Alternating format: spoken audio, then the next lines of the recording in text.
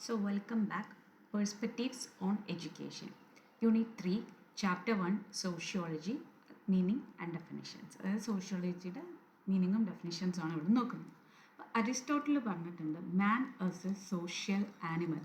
Man cannot leave alone, his personality develops in social settings. അതായത് അനിമൽസിനെ നമ്മൾ കണ്ടിട്ടുണ്ടാവും. ഏത് അനിമൽസിനെ നമ്മൾ നിരീക്ഷിക്കുകയാണെങ്കിൽ അങ്ങനെ ഒറ്റയ്ക്ക് ജീവിക്കുന്ന അനിമൽസ് കുറവാണ്. അപ്പോൾ മനുഷ്യൻ എന്ന് പറയുന്നത് ഒരു സാമൂഹ്യപരമായിട്ടുള്ള ഒരു ജീവിയാണ്, അല്ലെങ്കിൽ സാമൂഹ്യപരമായിട്ടുള്ള ഒരു സാമൂഹ്യ ജീവിയാണ്. കാരണം മനുഷ്യൻ ഒരിക്കലും ഒറ്റയ്ക്ക് ജീവിക്കാൻ പറ്റില്ല. അവൻ്റെ പേഴ്സണാലിറ്റി ഡെവലപ്പ് ചെയ്യുന്നത് അവൻ ജീവിക്കുന്ന ചുറ്റുപാടുകളിൽ നിന്നുമാണ്. അപ്പോൾ സമൂഹമാണ് ഒരു മനുഷ്യനെ ഷേപ്പ് ചെയ്യുന്നത്. അതുപോലെ തന്നെ നമ്മൾ ഓരോരുത്തരും നമ്മളെ ഷേപ്പ് ചെയ്യുന്നത് സമൂഹമാണ്. ആ സമൂഹത്തിന് നമ്മൾ പല രീതിയിൽ തിരിച്ച് പലതും കോൺട്രിബ്യൂട്ട് ചെയ്യുന്നുണ്ട്. അപ്പോൾ ഒരു മ്യൂച്വൽ ഇൻട്രാക്ഷൻ ഉണ്ട് എന്നുള്ളത് ഉറപ്പാണ് മനുഷ്യനും സമൂഹവും തമ്മിൽ. ഇതാണ് സോഷ്യോളജി ഫോക്കസ് ചെയ്യുന്നത്. ഇനി സോഷ്യോളജിയുടെ ഒരു ഡെഫിനേഷൻ നോക്കുകയാണെങ്കിൽ, സോഷ്യോളജി എന്ന് പറയുന്നത് മനുഷ്യ സമൂഹത്തിൻ്റെ സയൻറ്റിഫിക് ആയിട്ടുള്ള ഒരു സ്റ്റഡിയാണ്. ഇത് ഫോക്കസ് ചെയ്യുന്നത് സൊസൈറ്റിയെ ഫോക്കസ് ചെയ്യുന്നുണ്ട്, human social behaviour, patterns of social relationships and social interaction, അതുപോലെ തന്നെ aspects of culture associated with everyday life. ഇപ്പോൾ സോഷ്യോളജി എന്ന് പറയുന്ന ടേം ആദ്യമായിട്ട് കോയിൻ ചെയ്യുന്നത് ലേറ്റ് 18th സെഞ്ച്വറിയിലാണ്. ആ ടേം എന്തിനാണ് കോയിൻ ചെയ്തത് എന്ന് പറഞ്ഞാൽ, to describe the scientific study of societies, സമൂഹത്തെക്കുറിച്ചുള്ള ശാസ്ത്രീയപരമായിട്ടുള്ള ഒരു പഠനത്തെക്കുറിച്ച് പറയാൻ വേണ്ടിയിട്ടാണ് സോഷ്യോളജി എന്ന് പറയുന്ന വേർഡ് യൂസ് ചെയ്യുന്നത്. അപ്പോൾ സോഷ്യോളജി എന്ന് പറയുന്നത് സോഷ്യൽ സയൻസിൻ്റെ ഒരു പാർട്ടാണ്, അതുപോലെ തന്നെ ഹ്യൂമാനിറ്റീസിൻ്റെയും ഒരു പാർട്ടാണ്.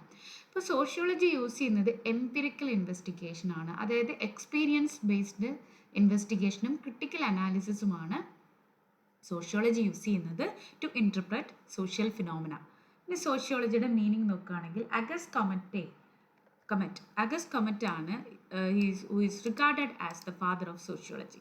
അദ്ദേഹം സോഷ്യോളജി എന്ന് പറയുന്ന വേർഡ് കോയിൻ ചെയ്തിരിക്കുന്നത് ഗ്രീക്കിലെ 2 വേർഡ്സിൽ നിന്നാണ്. ഒന്ന് സോഷ്യസ് എന്ന് പറയുന്ന വേർഡാണ്, അതിൻ്റെ അർത്ഥം സൊസൈറ്റി എന്നുള്ളതാണ്. രണ്ടാമത്തത് logos, which means science or study എന്നുള്ളതാണ്. അപ്പോൾ സോഷ്യോളജി എന്ന് പറഞ്ഞാൽ ബേസിക്കലി എന്താണ് അതിൻ്റെ മീനിങ്? Science of society. ഇനി എന്തൊക്കെയാണ് അത് പഠിക്കുന്നത്? സോഷ്യൽ റിലേഷൻഷിപ്സിനെ കുറിച്ച് പഠിക്കുന്നുണ്ട്, social structures, institution, laws and social image. ഇനി സോഷ്യോളജിയിൽ പല മേജർ സ്കൂൾസും ഇൻക്ലൂഡഡ് ആണ്. നാച്ചുറലിസ്റ്റിക് സ്കൂളുണ്ട്, എവല്യൂഷണറി സ്കൂളുണ്ട്, ഓർഗാനിസ്മിക് സ്കൂളുണ്ട്, അനാലിറ്റിക്, സ്ട്രക്ചറൽ, ഫങ്ഷണൽ സ്കൂളൊക്കെ ഉണ്ട്. ഇനി ഇതുമായി റിലേറ്റ് ചെയ്തിട്ടുള്ള മറ്റ് ഫീൽഡ്സ് ആണ് education, economics, philosophy and psychology. ഇനി എങ്ങനെയാണ് എഡ്യൂക്കേഷനെ സോഷ്യോളജിക്കൽ പെർസ്പെക്റ്റീവിൽ അല്ലെങ്കിൽ സോഷ്യോളജിക്കൽ പോയിന്റ് ഓഫ് വ്യൂവിൽ ഡിഫൈൻ ചെയ്തിരിക്കുന്നതെന്ന് നോക്കാം. സോഷ്യോളജി എഡ്യൂക്കേഷനെ ഡിഫൈൻ ചെയ്യുന്നത് as a process of socialising the child. അതായത് കുട്ടിയെ ഒരു സമൂഹത്തിൻ്റെ ഭാഗമാക്കി മാറ്റുന്ന അല്ലെങ്കിൽ സമൂഹത്തിൻ്റെ ഒരു പാർട്ടാക്കി മാറ്റുന്ന പ്രോസസ്സായിട്ടാണ് അവർ എഡ്യൂക്കേഷനെ കാണുന്നത്. അപ്പോൾ എന്താണ് socialisation? It means training the child to adapt to social norms and values. സമൂഹത്തിൽ സമൂഹം കൽപ്പിച്ചിട്ടുള്ള ചില നോംസ് ഉണ്ട്, ചില വാല്യൂസ് ഉണ്ട്, ചില മൂല്യങ്ങളുണ്ട്. അതെല്ലാം അക്സെപ്റ്റ് ചെയ്യാനായിട്ടും അതിലേക്ക് അഡാപ്റ്റഡ് ആവാനായിട്ടും കുട്ടിയെ ട്രെയിൻ ചെയ്യുക. അപ്പോൾ എന്താണ് ഇതിൻ്റെ ഗോൾ എന്ന് പറഞ്ഞാൽ, is to help the child to become socially efficient ആവുക. എന്തിനൊക്കെ ആയിരിക്കണം സോഷ്യലി എഫിഷ്യൻ്റ് ആവുക എന്ന് പറഞ്ഞാൽ, കുട്ടി എന്തൊക്കെ ക്യാപ്പബിൾ ആയിരിക്കണം? സമൂഹത്തിന് എന്തെങ്കിലും കോൺട്രിബ്യൂട്ട് ചെയ്യാനായിട്ട് ക്യാപ്പബിൾ ആയിരിക്കണം, സമൂഹത്തിൽ നിന്ന് എന്തെങ്കിലും ബെനിഫിറ്റ് ആവുന്ന രീതിയിൽ സ്വീകരിക്കാനും ക്യാപ്പബിൾ ആയിരിക്കണം. അതുപോലെ തന്നെ ക്രിയേറ്റിവിറ്റിയും പ്രൊഡക്ടിവിറ്റിയും ഒക്കെ അപ്ലൈ ചെയ്യാനും ആ കുട്ടിക്ക് സാധിക്കണം. ഇപ്പോൾ എഡ്യൂക്കേഷൻ എന്ന് പറയുന്നത് വളരെ പ്ലാൻഡ് ആയിട്ടുള്ള ഒരു സോഷ്യൽ പ്രോസസ്സാണ്. അതിൽ ഒരുപാട് കാര്യങ്ങൾ ഇൻവോൾവ് ആവുന്നുണ്ട്. അതിലൊന്നാണ് ഫോമൽ ഏജൻസീസ് ലൈക്ക് സ്കൂൾസ്. അതുപോലെ തന്നെ കൾച്ചർ ആൻഡ് സോഷ്യൽ ഹെറിറ്റേജിൻ്റെ ട്രാൻസ്മിഷനും ഇതിൽ സംഭവിക്കുന്നുണ്ട്. അപ്പോൾ ഇതിൽ 2 പ്രോസസ്സാണ് വരുന്നത്. ഒന്ന് സോഷ്യലൈസേഷൻ എന്താണെന്നുള്ളത് ഓൾറെഡി പറഞ്ഞു, which means to train the child to adapt to the social norms and values. And കൾച്ചറേഷൻ എന്ന് പറയുന്നത് ഒരു കമ്മ്യൂണിറ്റിയുടെ അല്ലെങ്കിൽ ഒരു ഗ്രൂപ്പിൻ്റെ പാർട്ടായിട്ടുള്ള ഒരു ഇൻഡിവിജ്വലോ ഗ്രൂപ്പോ മറ്റൊരു കമ്മ്യൂണിറ്റിയുടെ കൾച്ചറിനെ അഡോപ്റ്റ് ചെയ്യുന്ന അല്ലെങ്കിൽ അതിലേക്ക് എക്സ്പോസ്ഡ് ആവുന്ന ഒരു രീതിയാണ് അക്കൾച്ചറേഷൻ എന്ന് പറയുന്നത്. ഇനി എന്താണ് എഡ്യൂക്കേഷനും സോഷ്യോളജിയും തമ്മിലുള്ള റിലേഷൻഷിപ്പ്? സോഷ്യോളജിയും എഡ്യൂക്കേഷനും ഇൻ്റർ റിലേറ്റഡ് ആയിട്ടുള്ള 2 ഫീൽഡ്സ് ആണ്. ഈ കണക്ഷൻ നമുക്ക് 5 പോയിന്റ്സിലൂടെ നമുക്ക് വ്യക്തമാക്കാം. ഒന്ന്, സോഷ്യോളജി എന്ന് പറയുന്നത് സമൂഹത്തിനെ കുറിച്ചുള്ള ശാസ്ത്രീയമായ പഠനമാണ്, അതായത് സയൻസ് ഓഫ് സൊസൈറ്റിയാണ് സോഷ്യോളജി. എഡ്യൂക്കേഷൻ എന്ന് പറയുന്നത് എന്താണ്?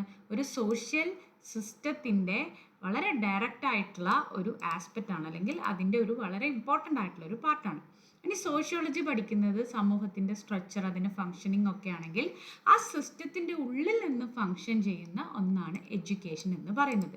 ഇനി sociology behavioural norms and guide lines provide ചെയ്യുന്നുണ്ടെങ്കിൽ എഡ്യൂക്കേഷൻ ആ ബിഹേവിയറിനെ ഓരോ കാലഘട്ടത്തിനും അനുസരിച്ച് മോഡിഫൈ ചെയ്യുകയാണ് ചെയ്യുന്നത്.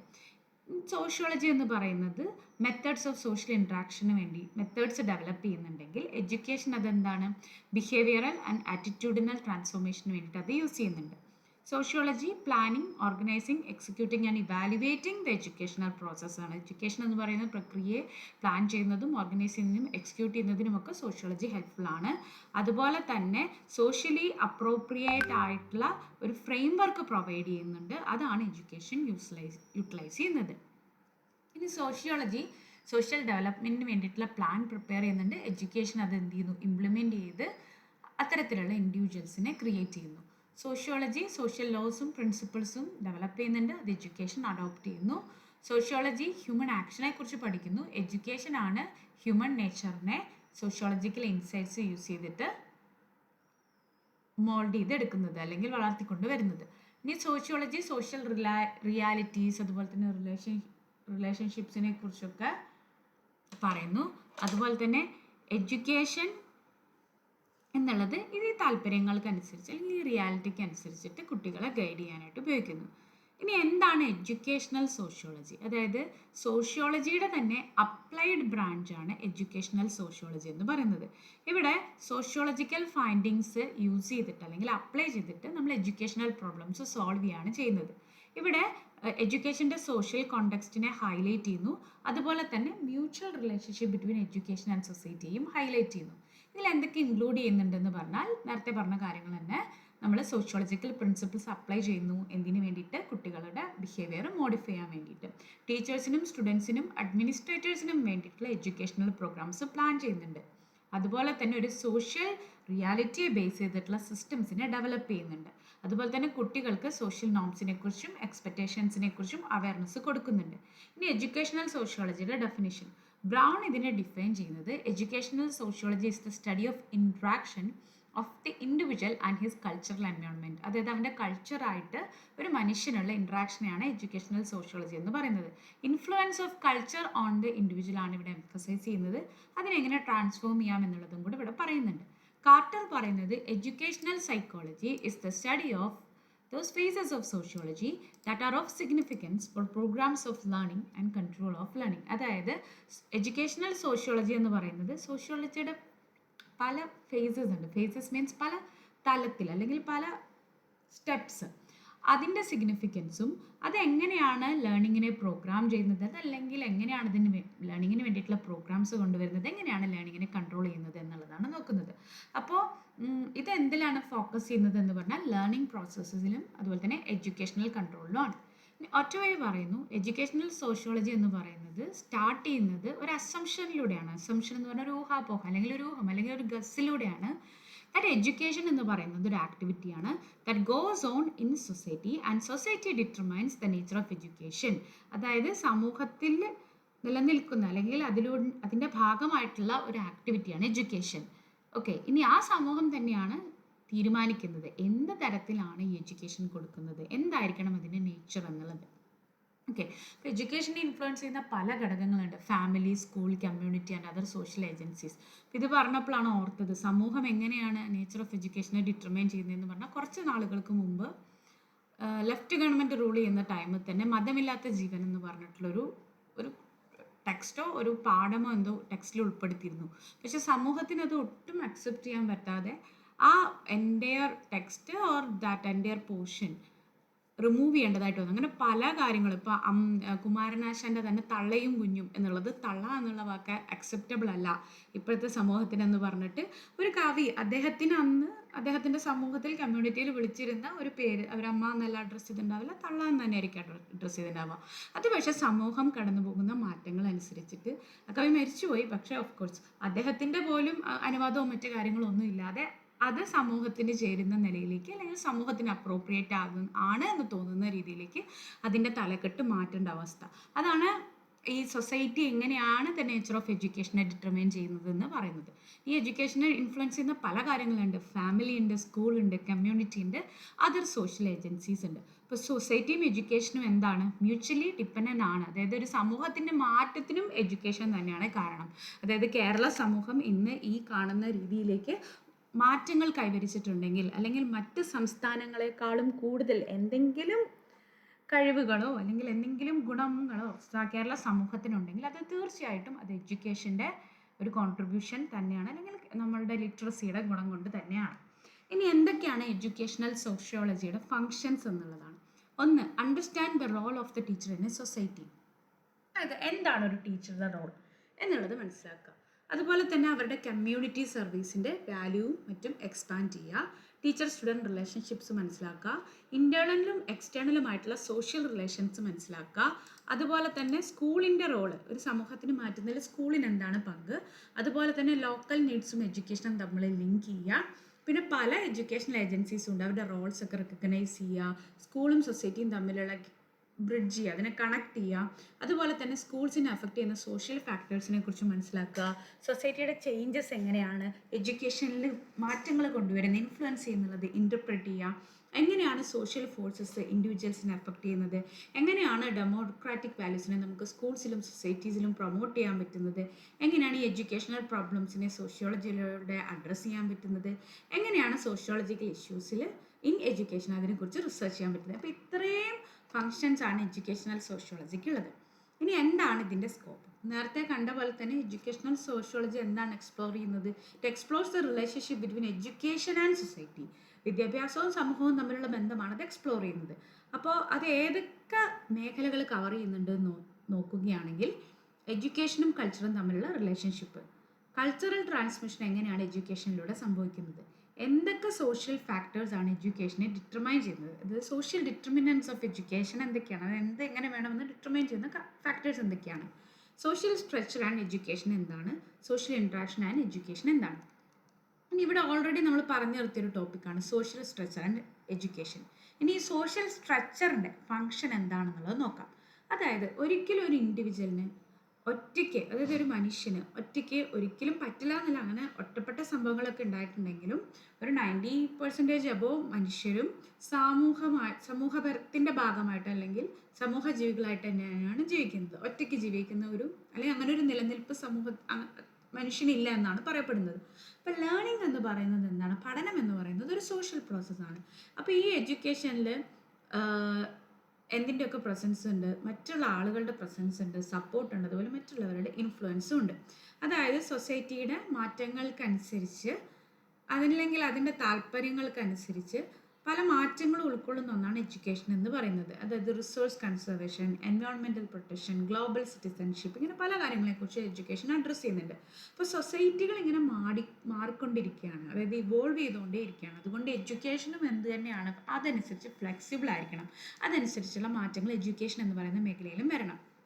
ഇനി സോഷ്യൽ സ്ട്രക്ചർ എന്ന് പറയുമ്പോൾ, സ്ട്രക്ചറലിസം എന്ന് പറയുന്നത് സോഷ്യോളജിയിലാണെങ്കിലും ആന്ത്രോപോളജി ആണെങ്കിലും that means the study of human beings ഒരു മേജർ കോൺസെപ്റ്റ് തന്നെയാണ്. ഇപ്പോൾ ടാൽക്കോട്ട് പാഴ്സൺസ് സോഷ്യൽ സ്ട്രക്ചറിനെ എങ്ങനെയാണ് ഡിഫൈൻ ചെയ്യുന്നത് എന്ന് പറഞ്ഞാൽ, he defines it as an arrangement of institutions, agencies, roles and status. അപ്പോൾ ഈ യൂണിറ്റ്സ് പരസ്പരം ഇൻട്രാക്ട് ചെയ്യും, ഭയങ്കര ഓർഗനൈസ്ഡ് ആൻഡ് ഫങ്ഷനിങ് ആയിട്ടുള്ളൊരു സൊസൈറ്റിയെ ക്രിയേറ്റ് ചെയ്യുകയും ചെയ്യുന്നു. അപ്പോൾ സോഷ്യൽ സ്ട്രക്ചറാണ് ഏതൊരു സമൂഹത്തിൻ്റെയും ആക്ടിവിറ്റീസിനെ സപ്പോർട്ട് ചെയ്യുന്ന എക്സ്റ്റേണൽ ഫ്രെയിംവർക്ക് എന്ന് പറയുന്നതാണ് സോഷ്യൽ സ്ട്രക്ചർ എന്ന് പറയുന്ന വേർഡ് കൊണ്ട് ഉദ്ദേശിച്ചിരിക്കുന്നത്.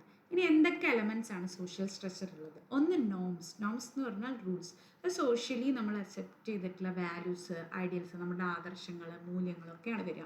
അതുപോലെ തന്നെ ഇതിനാൽ ഗൈഡ് ചെയ്യപ്പെട്ട ചില ഇൻസ്റ്റിറ്റ്യൂഷൻസും ഉണ്ട്, അസോസിയേഷൻസും ഉണ്ട്. അടുത്തത് പൊസിഷൻ എന്ന് പറയുന്നത് കൊണ്ട് റെഫർ ചെയ്യുന്നത് ഒരു വ്യക്തിയുടെ ആൾക്ക് സമൂഹത്തിൽ പ്ലേ ചെയ്യാനുള്ള റോളും അതിൻ്റെ സ്റ്റാറ്റസും. പിന്നെ proper functioning requires appropriate role distribution. അതായത് ഒരു സമൂഹം നല്ല രീതിയിൽ ഫങ്ഷൻ ചെയ്തു പോകണമെങ്കിൽ, നല്ല രീതിയിൽ പ്രാവർത്തികമാകണമെന്നുണ്ടെങ്കിൽ ഓരോ വ്യക്തികൾക്കും അവരർഹിക്കുന്ന അല്ലെങ്കിൽ അവർക്ക് അപ്രോപ്രിയേറ്റ് ആയിട്ടുള്ള റോൾസ് നമ്മൾ കൊടുത്തിരിക്കണം. സാങ്ഷൻ. ഇവിടെ എന്താണെന്ന് പറഞ്ഞാൽ ഈ നോംസ് ഒക്കെ പ്രോപ്പറായിട്ട് എൻഫോഴ്സ് ചെയ്യപ്പെടുന്നുണ്ട്, അതായത് പാലിക്കപ്പെടുന്നുണ്ട് എന്നുള്ളത് ഉറപ്പാക്കുക. ഒരു സോഷ്യൽ ഓർഡറിനെ ഇൻ്റഗ്രേറ്റ് ചെയ്യുക, മെയിൻറ്റെയിൻ ചെയ്യുക. ഇനി ആൻറ്റിസിപ്പേറ്റഡ് റെസ്പോൺസസിൽ ഓരോ ഇൻഡിവിജ്വൽസും അവരുടെ ഡ്യൂട്ടീസ് ഫുൾഫിൽ ചെയ്യണം നമ്മൾ എക്സ്പെക്റ്റ് ചെയ്യുന്നുണ്ട്. സോഷ്യൽ സിസ്റ്റം സസ്റ്റെയിൻ ചെയ്യണമെങ്കിൽ എല്ലാവരും അതിൽ പാർട്ടിസിപ്പേറ്റ് ചെയ്യാൻ വേണം. ആക്ഷൻ എന്ന് പറയുന്നത് സോഷ്യൽ സ്ട്രക്ചറുടെ ഡ്രൈവിംഗ് ഫോഴ്സാണ്. ഇതിൻ്റെ റോൾസ്, നോംസ്, പൊസിഷൻസിനെല്ലാം കീപ്പ് ഓൺ മൂവിങ് ആയിട്ട്, അതൊരിക്കലും സ്റ്റക്കായി നിൽക്കാതെ കണ്ടിന്യൂസ് ആയിട്ട് മൂവ് ചെയ്യിപ്പിക്കുന്നത് ത്രൂ ആക്ഷനാണ്. എന്തൊക്കെയാണ് സോഷ്യൽ ഫങ്ഷൻസ്? ഫങ്ഷണലിസം എന്ന് പറയുന്നത് സൊസൈറ്റിയെ കാണുന്നത് as A system of inter connected parts ആണ്. ഇതിൽ നോംസ് ഉണ്ട്, കസ്റ്റംസ് ഉണ്ട്, ട്രഡീഷൻസ് ആൻഡ് ഇൻസ്റ്റിറ്റ്യൂഷൻസ് ഉണ്ട്. അപ്പോൾ സൊസൈറ്റി ഇപ്പോൾ നമ്മളൊരു ഹ്യൂമൻ ബോഡി ആയിട്ട് കമ്പയർ ചെയ്യുകയാണെങ്കിൽ നമുക്കറിയാം, ഒരു ഹ്യൂമൻ ബോഡിയിൽ എല്ലാ പാർട്ടും ഈക്വലി ഫങ്ഷൻ ചെയ്താൽ മാത്രമാണ് അതിനൊരു മുൻപോട്ടുള്ളൊരു പോക്കുള്ളൂ. അതുപോലെ തന്നെയാണ് ഒരു സൊസൈറ്റിയുടെ എല്ലാ പാർട്ടും. They should work towards integration, maintenance and the cultural and the mental welfare of individuals. അപ്പോൾ ചില ഇൻസ്റ്റിറ്റ്യൂഷൻസ് എന്ന് പറയുന്നത് ഈ സോഷ്യൽ സിസ്റ്റത്തിനെ ബാലൻസ് ചെയ്ത് കൊണ്ടുപോകാൻ നമുക്ക് ഒരിക്കലും ഒഴിച്ചുകൂടാൻ പറ്റാത്ത സിസ്റ്റംസ് ആണ്. അതിലൊന്നാണ് റിലീജിയൻ എന്ന് പറയുന്നത്. ഓക്കെ, റിലീജിയൻ ഈ എഡ്യൂക്കേഷന് സിമിലർ ആയിട്ടുള്ളൊരു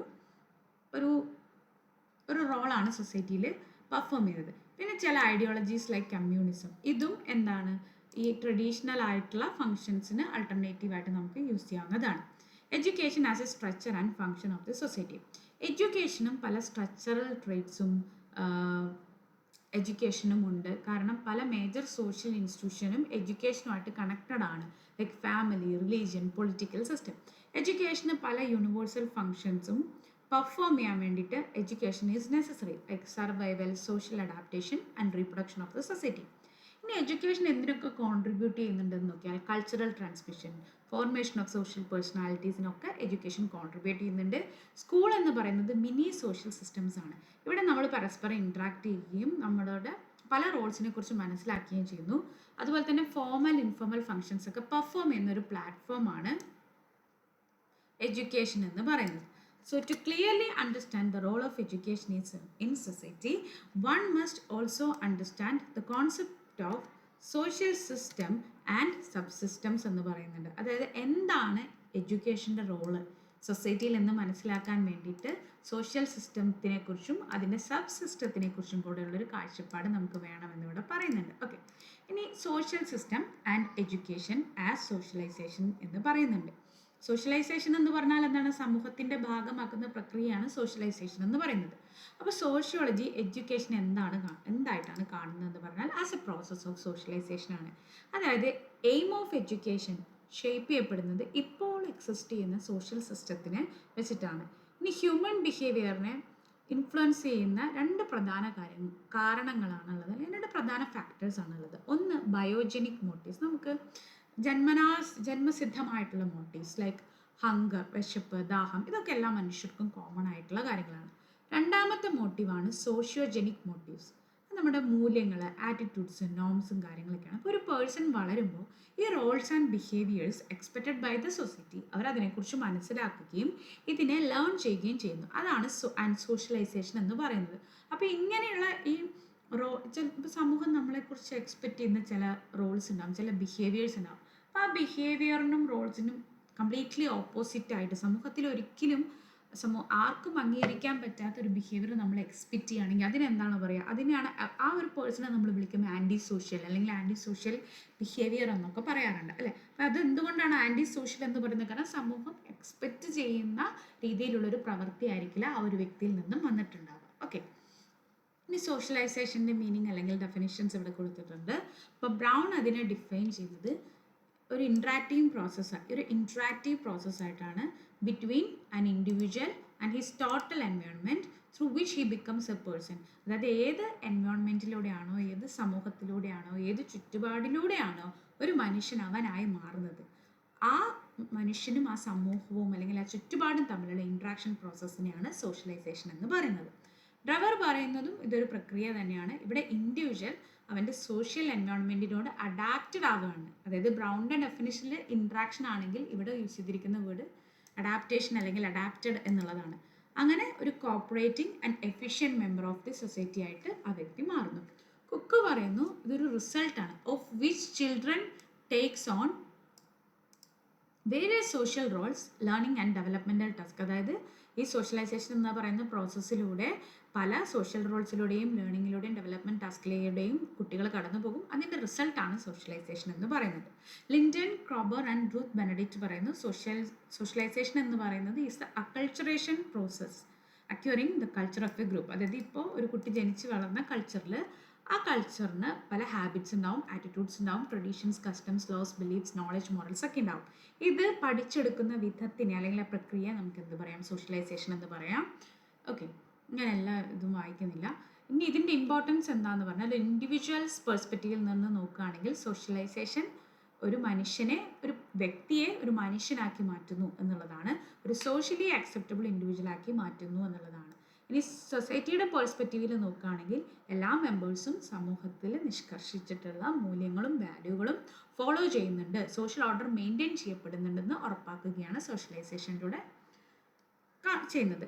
ഇനി പ്രോസസ് ഓഫ് സോഷ്യലൈസേഷൻ എന്ന് പറയുന്നത് ലൈഫ് ലോങ് പ്രോസസ്സാണ്. നമ്മൾ ഏതെങ്കിലും ഒരു സ്റ്റേജിൽ വെച്ചിട്ട് സമൂഹത്തിൻ്റെ ഭാഗമാകാൻ വേണ്ടി നമ്മൾ പഠിക്കുന്ന കാര്യങ്ങളൊന്നും നിന്ന് പോകുന്നില്ല. അതൊരു കണ്ടിന്യൂസ് പ്രോസസ്സാണ്. Learning, adjusting, conforming to group norms എന്നൊക്കെ പറയുന്നത്. ഇപ്പോൾ കിങ്സ്ലി ഡേവിസ് പറയുന്നുണ്ട്, no one understands the process of socialization thoroughly. ആർക്കും അത് പൂർണ്ണമായി മനസ്സിലാക്കാൻ പറ്റുന്നൊന്നല്ല.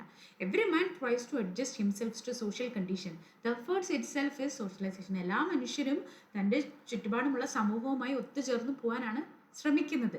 ആ ഒരു എഫേർട്ട് തന്നെ എന്താണ്? സോഷ്യലൈസേഷനാണ്. അപ്പോൾ സോഷ്യലൈസേഷൻ സോഷ്യൽ വാല്യൂസിനെ, കസ്റ്റംസിനെ പ്രിസർവ് ചെയ്യുന്നു, നമ്മുടെ ട്രഡീഷൻസിനെ ഫ്യൂച്ചർ ജനറേഷൻസിന് പകർന്നു കൊടുക്കുന്നു. അതുപോലെ തന്നെ സമൂഹത്തിൻ്റെയും ഒരു വ്യക്തിയുടെയും എല്ലാ ആവശ്യങ്ങളും മീറ്റ് ചെയ്യുന്ന ഒരു മീറ്റിംഗ് പോയിന്റ് ആണ്, അല്ലെങ്കിൽ ഒരു ജംഗ്ഷനാണ് സോഷ്യലൈസേഷൻ എന്ന് നമുക്ക് പറയാം. ഇനി ഒരു ഇൻഡിവിജ്വലിൻ്റെ പോയിന്റ് ഓഫ് വ്യൂവിൽ നിന്നും സോഷ്യലൈസേഷൻ എന്താണ്? അതായത് ഒരു സോഷ്യൽ ബിലോങ്ങിങ് ഇല്ലാതെ ഒരു മീനിങ് ഫുൾ ലൈഫ് എന്തല്ല, ഒരിക്കലും പോസിബിൾ അല്ല. ഇപ്പോൾ ഒരു ഗ്രൂപ്പുമായിട്ട് അഡ്ജസ്റ്റ് ചെയ്യണമെങ്കിൽ നമ്മൾ ആ ഗ്രൂപ്പിൻ്റെ പല വാല്യൂസും ഉൾക്കൊള്ളേണ്ടതായിട്ട് വരും. നമ്മുടെ സെൽഫ് സെൻറ്റേർഡ് ആയിട്ടുള്ള ബിഹേവിയറിൽ നിന്നും നമ്മൾ ഒരു പടി മുൻപിലേക്ക് പോകേണ്ടി വരും. പേഴ്സണൽ ഗ്രോത്തും ഡെവലപ്മെൻറ്റും ഒക്കെ അച്ചീവ് ചെയ്യേണ്ടതായിട്ട് വരും. ഇപ്പോൾ ഒരു ന്യൂ ബോൺ ബേബി എന്ന് പറയുന്നത് ഒരു ബയോളജിക്കൽ ബീങ് ആണ്. പക്ഷേ സോഷ്യലൈസേഷനിലൂടെയാണ് ആ കുട്ടിക്ക് ഒരു സെൽഫ് കോൺസെപ്റ്റ്, ഐഡൻറ്റിറ്റി തുടങ്ങിയ കാര്യങ്ങളൊക്കെ നേടുന്നത്. അതുപോലെ തന്നെ പല സോഷ്യൽ ഐഡിയാസും, റെസ്പെക്റ്റ്, ആസ്പിറേഷൻ, ആഗ്രഹങ്ങൾ, സെൽഫ് എസ്റ്റീം ഒക്കെ ഒരു കുട്ടി നേടുന്നതും ഈ സോഷ്യലൈസേഷൻ എന്നുള്ള പ്രോസസ്സിലൂടെയാണ്. അങ്ങനെയാണ് ഒരു പേഴ്സൺ എന്തായി മാറുന്നത്? Valuable and adjusted member of the സൊസൈറ്റിയായി മാറുന്നത്. Socialization from the point of view of society. ഇനി സൊസൈറ്റിയുടെ പോയിന്റ് ഓഫ് വ്യൂയിലൂടെ എന്താണ് സംഭവിക്കുന്നത്? കൾച്ചറൽ ഹെറിറ്റേജ് ട്രാൻസ്മിറ്റ് ചെയ്യുന്നു, നോംസ്, കസ്റ്റംസ്, അതുപോലെ തന്നെ ടാബൂസ് എന്ന് പറഞ്ഞാൽ എന്താണ്? നമ്മൾ സമൂഹത്തിൽ തുറന്ന് സംസാരിക്കാൻ പറ്റാത്ത, നമ്മൾ ഇങ്ങനെ ഐത്യം കൽപ്പിച്ചിട്ടുള്ള ചില കാര്യങ്ങളുണ്ട്. അതുപോലും നമ്മൾ കൈമാറുന്നത് സോഷ്യലൈസേഷൻ എന്നുള്ള പ്രവൃത്തിയിലൂടെയാണ്. സോഷ്യൽ ഇൻ്റഗ്രേഷനും സെൻസ് ഓഫ് ബിലോങ്ങിങ്ങും കൊണ്ടുവരുന്നുണ്ട്, കളക്റ്റീവ് വെൽഫെയർ കൊണ്ടുവരുന്നുണ്ട്. ഇപ്പോൾ സോഷ്യലൈസേഷൻ എന്ന് പറയുന്നത് രണ്ട് കൂട്ടരെയും, അതായത് ഒരു ഇൻഡിവിജ്വലിനെയും സൊസൈറ്റിയെയും ബെനഫിറ്റ് ചെയ്യുകയും സോഷ്യലൈസ് ചെയ്യുകയും ചെയ്യുന്ന ഒരു പ്രോസസ്സാണ് സോഷ്യലൈസേഷൻ. രണ്ട് തരത്തിലാണ് സോഷ്യലൈസേഷൻ സംഭവിക്കുന്നത്. ഒന്ന് ഡെലിബറേറ്റ് സോഷ്യലൈസേഷൻ, നമുക്ക് റിവാർഡ്സിലൂടെ, പണിഷ്മെൻറ്റ്സിലൂടെ, മോറൽ ഇൻസ്ട്രക്ഷനിലൂടെ ഒരു വ്യക്തിയെ സോഷ്യലൈസ് ചെയ്യാം.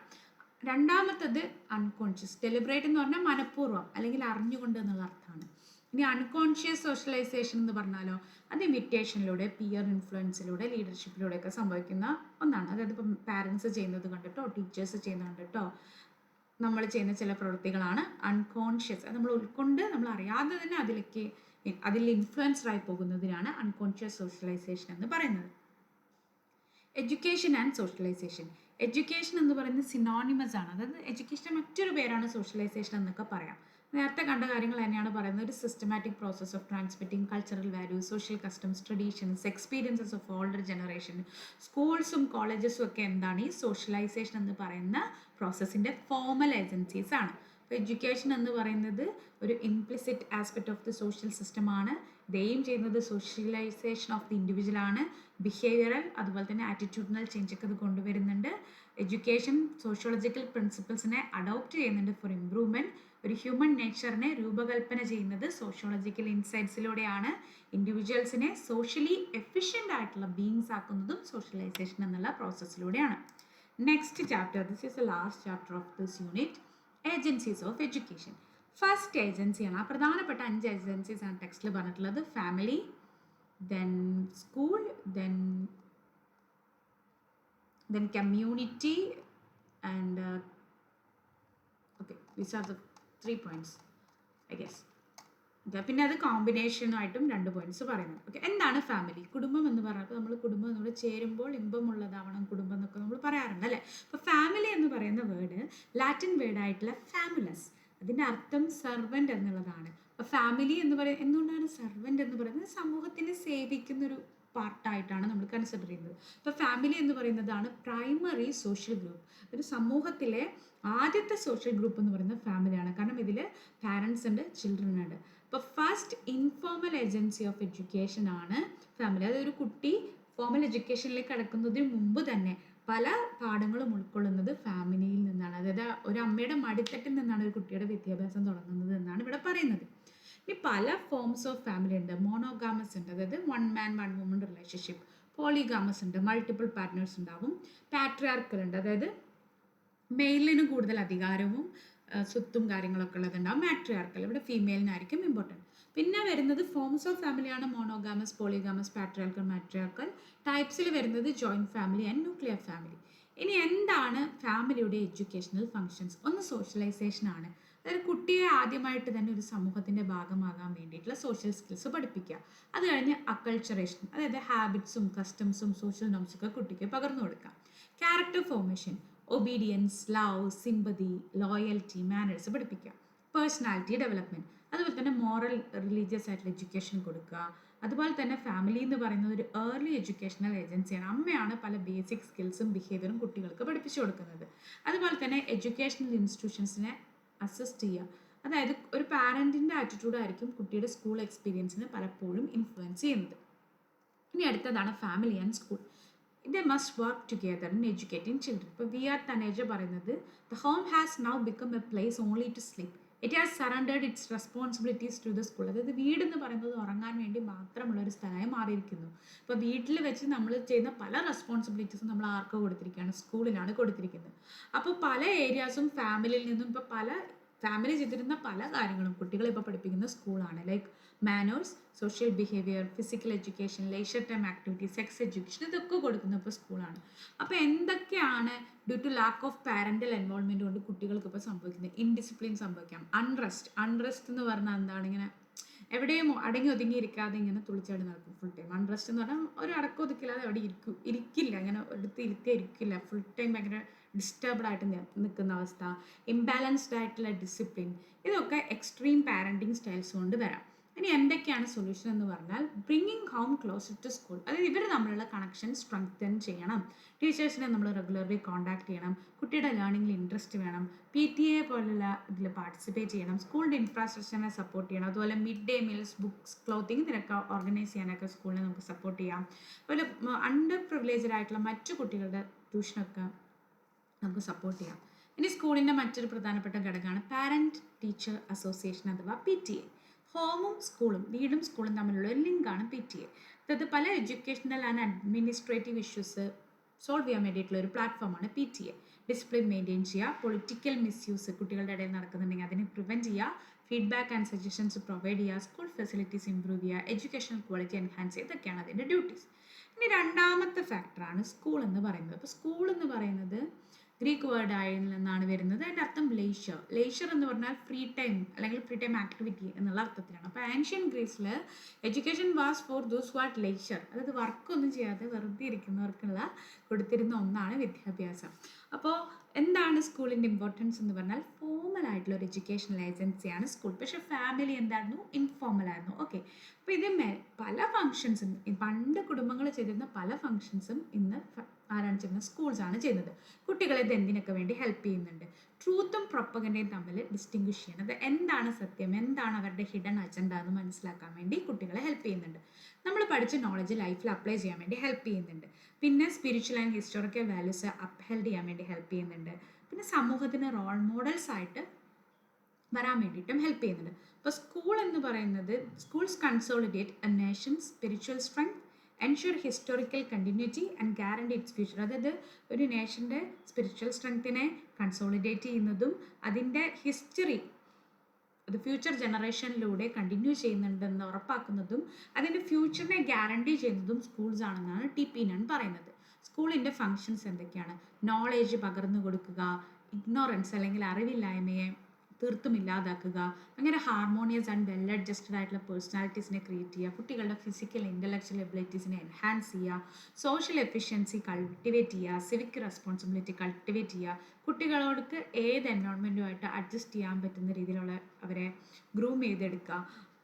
അതുപോലെ തന്നെ ഡെമോക്രാറ്റിക് ലിവിങ്ങിന് വേണ്ടി അവരെ ട്രെയിൻ ചെയ്യുക. പിന്നെ ഗിഫ്റ്റഡ് ചിൽഡ്രൻ ഉണ്ടെങ്കിൽ അവരെ ഐഡൻറ്റിഫൈ ചെയ്യുക, സപ്പോർട്ട് ചെയ്യുക. അതുപോലെ തന്നെ റെമഡിയൽ കോമ്പൻസറി എഡ്യൂക്കേഷൻ കൊടുക്കുക, വൊക്കേഷണൽ ട്രെയിനിങ് ഓഫർ ചെയ്യുക, rational thinking, problem solving, individual and collective welfare ഇതിനൊക്കെ പ്രൊമോട്ട് ചെയ്യുക. പിന്നെ സ്റ്റുഡൻസിനെ ഏജൻറ്റ്സ് ഓഫ് സോഷ്യൽ ചേഞ്ച് ആയിട്ട് പ്രവർത്തിക്കാൻ വേണ്ടി പ്രിപ്പയർ ചെയ്യുക, ഡിബേറ്റ്സ്, ടൂൾസ്, കോമ്പറ്റീഷനൊക്കെ ഓർഗനൈസ് ചെയ്യുക, കൾച്ചറിനെ പ്രിസർവ് ചെയ്യുക, റിഫൈൻ ചെയ്യുക, ട്രാൻസ്മിറ്റ് ചെയ്യുക, എൻക്വയറി ആൻഡ് എക്സ്പെരിമെൻറ്റേഷൻ കുട്ടികളിൽ വളർത്തിയെടുക്കുക, sports, mass drills, emotional integration, patriotism, service, international understanding, ഇങ്ങനെ പല കാര്യങ്ങളും വളർത്തിയെടുക്കുക. മൂന്നാമത്തെ ഫാക്ടറാണ് കമ്മ്യൂണിറ്റി. ഇപ്പോൾ ലാറ്റിൻ വേർഡായിട്ടുള്ള കം വിച്ച് മീൻസ് ടുഗെദർ, മുന്നിസ്, ടു സെർവ് എന്നുള്ള വാക്കിൽ നിന്നാണ് കമ്മ്യൂണിറ്റി വന്നിട്ടുള്ളത്. അതായത് ഇതിൻ്റെ അർത്ഥം a group of people living together with shared values and interdependence. അതായത് പരസ്പരം ഡിപ്പെൻഡ് ചെയ്തിട്ടും അതുപോലെ തന്നെ ഷെയർ ചെയ്തിട്ടുള്ള മൂല്യങ്ങളുള്ള ഒരു ഗ്രൂപ്പ് ഓഫ് പീപ്പിളിനെ ഒരു കമ്മ്യൂണിറ്റി എന്ന് വിളിക്കാം. അത് സൊസൈറ്റിയുടെ ഒരു യൂണിറ്റാണ്. അതുപോലെ തന്നെ ലാർജസ്റ്റ് ഇൻഫോർമൽ എഡ്യൂക്കേഷണൽ ഇൻസ്റ്റിറ്റ്യൂഷനാണ് കമ്മ്യൂണിറ്റി എന്ന് പറയുന്നത്. കമ്മ്യൂണിറ്റി ആളുകളെ എന്തിനൊക്കെ പ്രാപ്തരാക്കുന്നു എന്ന് വെച്ചാൽ സോഷ്യൽ എൻവയോൺമെൻറ്റിനനുസരിച്ച് അഡ്ജസ്റ്റ് ചെയ്യുക, കൾച്ചറൽ ഹെറിറ്റേജിനെ ഇൻ്റഗ്രേറ്റ് ചെയ്യുക ത്രൂ ഇൻട്രാക്ഷൻ, ഇതൊക്കെയാണ് ഹെൽപ്പ് ചെയ്യുന്നത്. ഇനി കമ്മ്യൂണിറ്റിയുടെ ഫീച്ചേഴ്സ് നോക്കുകയാണെങ്കിൽ ഒരു സ്പെസിഫിക് ലൊക്കാലിറ്റിയിലായിരിക്കും, നാച്ചുറൽ ആൻഡ് പെർമനൻ്റ് ആയിട്ട് ഡെവലപ്പ് ചെയ്യുന്ന ഒന്നായിരിക്കും, ഫ്രണ്ട്സ്, കൾച്ചർ, ഷെയർ ട്രഡീഷൻസ് ഒക്കെ പ്രൊവൈഡ് ചെയ്യും, നെയിം ഉണ്ടാവും, കോമൺ കസ്റ്റംസ്, ലാംഗ്വേജ്, വാല്യൂസ് ഉണ്ടാവും. പിന്നെ സൊസൈറ്റിയിൽ വളരെ ഇമ്പോർട്ടൻ്റ് ആയിട്ടുള്ള ഒരു റോൾ പ്ലേ ചെയ്യുന്നുണ്ട് in യൂണിഫൈയിങ് the society, integration of diverse groups and ഒരു സെൻസ് ഓഫ് ബിലോങ്ങിങ് ഒക്കെ കൊണ്ടുവരാനും കമ്മ്യൂണിറ്റിക്ക് സാധിക്കും. ഇനി അടുത്ത ടോപ്പിക്കാണ് സ്കൂൾ ആൻഡ് കമ്മ്യൂണിറ്റി. സ്കൂളും കമ്മ്യൂണിറ്റിയും തമ്മിലൊരു ഇൻ്റർ റിലേഷൻഷിപ്പ് ഉണ്ട്. അതായത് രണ്ട് കൂട്ടരുടെയും ആകെ മൊത്തത്തിലുള്ളൊരു ഡെവലപ്മെൻറ്റിന് സ്കൂളും കമ്മ്യൂണിറ്റിയും തമ്മിലുള്ള ബോണ്ട് വളരെ അത്യാവശ്യമാണ്. ഇത് മ്യൂച്വൽ കോപ്പറേഷനെയും റിസോഴ്സ് ഷെയറിങ്ങിനും ഡിപ്പെൻഡ് ചെയ്തിരിക്കും. അതായത് സ്കൂൾ എന്ന് പറയുന്നത് കമ്മ്യൂണിറ്റിക്ക് വേണ്ടിയിട്ടും കമ്മ്യൂണിറ്റി എന്ന് പറയുന്നത് സ്കൂളിന് വേണ്ടിയും നിലനിൽക്കുന്നതാണ്. അത് ഒരു ഡെമോക്രാറ്റിക് സൊസൈറ്റിയിൽ ഒരു സ്കൂളിന് ഒരുപാട് റിസോഴ്സസ് വേണം, ലാബ്സ്, ലൈബ്രറീസ്, പ്ലേ ഗ്രൗണ്ട്സ് ഒക്കെ വേണം. പലപ്പോഴും കമ്മ്യൂണിറ്റി സപ്പോർട്ടോടു കൂടിയായിരിക്കും സ്കൂൾ നേടുക. അങ്ങനെ നേടിയാലാണ് കുട്ടികൾക്ക് സ്കിൽസും നോളജും സർവീസസ് ഒക്കെ കൊടുക്കാനായിട്ട് പറ്റുള്ളൂ. അടുത്തതാണ് the flow of ideas and collaboration. അതായത് ഈ ഐഡിയാസ് എന്ന് പറയുന്നത് അതിൻ്റെ ഫ്ലോ എന്ന് പറയുന്നത് എങ്ങനെയായിരിക്കണം? ഫ്രീ ആയിരിക്കണം. അത് ഒരിക്കലും അത് നമ്മൾ ഇൻട്രപ്റ്റ് ചെയ്യരുത്, അല്ലെങ്കിൽ അതിനൊരു തടസ്സം സൃഷ്ടിക്കാതെ സംഭവിക്കുന്ന ഒന്നായിരിക്കണം. ഓപ്പൺ കമ്മ്യൂണിക്കേഷനും ഫ്രീ ഫ്ലോ ഓഫ് ഐഡിയാസും. അത് സ്കൂളിൻ്റെയും കമ്മ്യൂണിറ്റിൻ്റെയും ഇടയിൽ സ്മൂത്ത് ആയിരിക്കണം. വൊക്കേഷണൽ കമ്മ്യൂണിറ്റി മെമ്പേഴ്സൊക്കെ ഉണ്ടെങ്കിൽ അവർക്ക് അവരുടെ പ്രൊഫഷനെ കുറിച്ച് കുട്ടികളെ പഠിപ്പിക്കാം. അതുപോലെ തന്നെ ടീച്ചേഴ്സിനെ കമ്മ്യൂണിറ്റി എഡ്യൂക്കേഷനെ അസിസ്റ്റ് ചെയ്യാൻ പറ്റും. പല പ്രോഗ്രാംസിനെ കുറിച്ചും അവയർനെസ് കൊടുക്കാൻ പറ്റും, പ്രത്യേകിച്ചും റൂറൽ ഏരിയാസിൽ.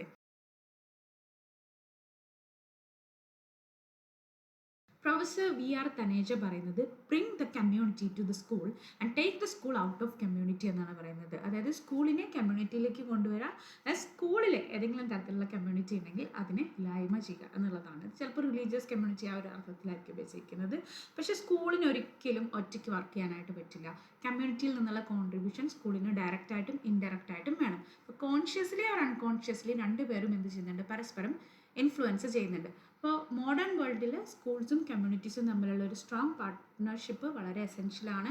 ഈ ഒരു കോപ്പറേഷനിലൂടെയാണ് നമുക്ക് welfare of the students, community development, അതുപോലെ തന്നെ ഡെമോക്രറ്റൈസേഷൻ ഓഫ് ദി എഡ്യൂക്കേഷനൊക്കെ നമുക്ക് ഉറപ്പുവരുത്താനായിട്ട് പറ്റുള്ളൂ. ഇനി സ്കൂൾ ആൻഡ് കമ്മ്യൂണിറ്റി ഇവരൊരു റെസിപ്രോക്കൽ റിലേഷൻഷിപ്പാണ്, പരസ്പരപൂരകമായിട്ടുള്ള ഒരു റിലേഷൻഷിപ്പാണ്. അത് സ്ട്രെങ്തൻ ചെയ്യുന്നത് കോപ്പറേഷനോടെയും mutual give and take പോളിസിയിലൂടെയാണ്.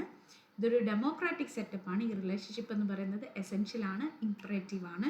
School is for the community and community is the for. ഒരു റിസോഴ്സസ് ഷെയർ ചെയ്യണം. ഇതൊരു 2-way traffic of the resources ആണ്. ഫ്രീ ഫ്ലോ ഓഫ് ഐഡിയാസ് വേണം, ഓപ്പൺ കമ്മ്യൂണിക്കേഷൻ ചാനൽസ് വേണം, മ്യൂച്വൽ കൊളാബറേഷൻ വേണം. അങ്ങനെ പല കാര്യങ്ങളും ഇവിടെ പറയുന്നുണ്ട്. അടുത്തത് educational functions of the community. Community എന്ത് ചെയ്യുന്നു? ഒരു കുട്ടിയെ സാമൂഹ്യവൽക്കരിക്കുന്നു അല്ലെങ്കിൽ സോഷ്യലൈസ് ചെയ്യുന്നു.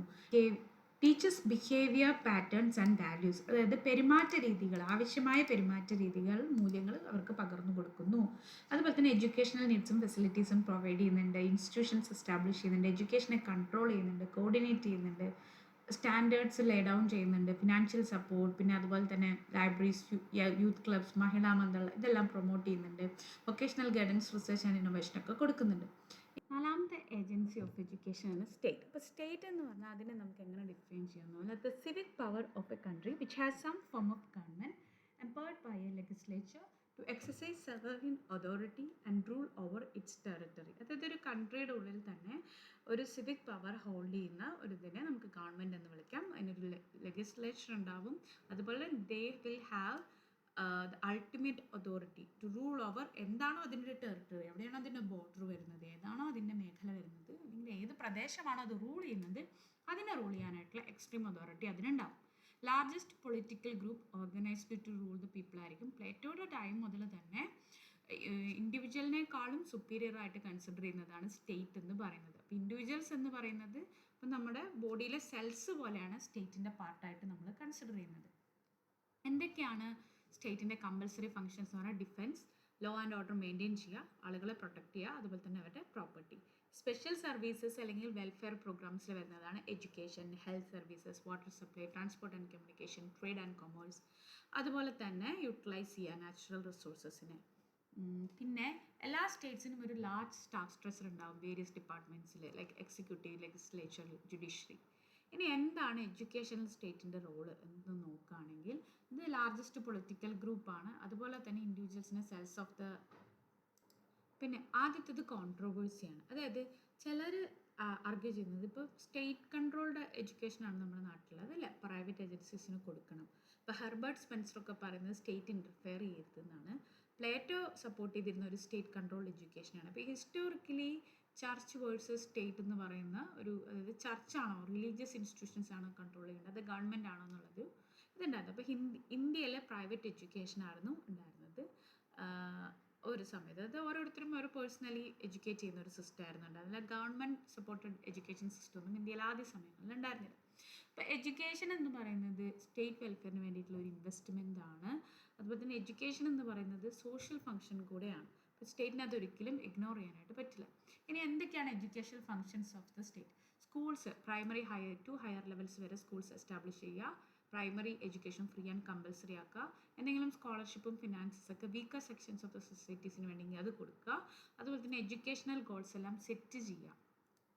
അതുപോലെ തന്നെ പ്രിസ്ക്രൈബ് ചെയ്യുക കരിക്കുലം, ടെക്സ്റ്റ് ബുക്സ് വിത്ത് എക്സ്പേർട്സ് ഹെൽപ്പ്, ഗൈഡ് ചെയ്യുക, സൂപ്പർവൈസ് ചെയ്യുക, ട്രെയിൻഡ് ടീച്ചേഴ്സ് ആണെന്നുള്ളത് എൻഷുർ ചെയ്യുക, സ്റ്റാൻഡേർഡ് മെയിൻറ്റെയിൻ ചെയ്യുക, സിറ്റിസൺസിനെ ട്രെയിൻ ചെയ്യുക, എഡ്യൂക്കേഷണൽ റിസർച്ചിനെ പ്രൊമോട്ട് ചെയ്യുക, പോളിസീസ് ഫോർമുലേറ്റ് ചെയ്യുക. ഇനി education in A welfare state, അതായത് ആളുകളുടെ വെൽഫെയറിന് വേണ്ടി, അവരുടെ നന്മയ്ക്ക്, അവരുടെ കാര്യങ്ങൾക്കും വേണ്ടിയിട്ടാണ് എഡ്യൂക്കേഷൻ എന്ന് പറയുന്നത് ഒരു സ്റ്റേറ്റിൽ ഉണ്ടാവുന്നത്. അപ്പോൾ എഡ്യൂക്കേഷൻ എന്ന് പറയുന്നത് individual and collective needs of the സൊസൈറ്റിയെ മെയിൻറ്റെയിൻ ചെയ്യണം.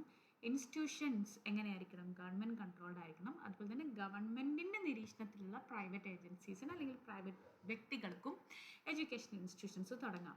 ഏതൊക്കെ രീതിയിലാണ് കൺട്രോൾ ചെയ്യേണ്ടതെന്നുള്ളതൊക്കെ ഡിസൈഡ് ചെയ്യാം. What to manage, what to leave. Aim എന്താണ്? എല്ലാവർക്കും ബെസ്റ്റ് എഡ്യൂക്കേഷൻ കൊടുക്കുക.